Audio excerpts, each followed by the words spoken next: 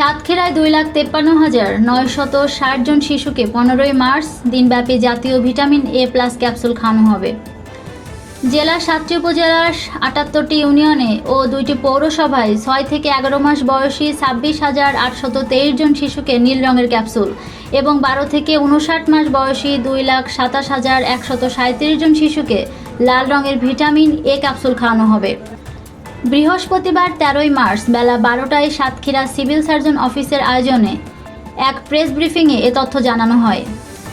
এ plus campaign 2025 উপলক্ষে সাংবাদিকদেরকে নিয়ে সাতক্ষীরা সিভিল সার্জন অফিসের সম্মেলন কক্ষে অনুষ্ঠিত প্রেস ব্রিফিংয়ে উপস্থিত ছিলেন Satkhira civil surgeon doctor Abdus Salam. এ সময় আরও উপস্থিত ছিলেন সাতক্ষীরা সিভিল সার্জন অফিসের মেডিকেল অফিসার ডাক্তার জয়ন্ত সরকার, সিভিল সার্জন অফিসের শিক্ষা ও স্বাস্থ্য কর্মকর্তা মাহবুবুর রহমান, জেলার ইউপিআই সুপারিনটেন্ডেন্ট বাকিবিল্লা, বিশ্ব স্বাস্থ্য সংস্থার SIM ও রাশেদ উদ্দিন মৃধাসহ প্রিন্ট ও ইলেকট্রনিক মিডিয়ার কর্মরত সাংবাদিকরা।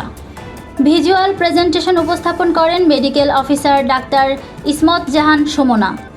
এ সময় জানান 15 মার্চ দিনব্যাপী জাতীয় ভিটামিন এ প্লাস ক্যাম্পেইনে সাতক্ষীরার 7টি উপজেলার 78টি ইউনিয়নে ও 2টি পৌরসভায় 6 থেকে 11 মাস বয়সী 26,823 জন শিশুকে নীল রঙের ক্যাপসুল এবং 12 থেকে 59 মাস বয়সী 2,27,137 জন শিশুকে লাল রঙের ভিটামিন এ ক্যাপসুল খাওয়ানো হবে।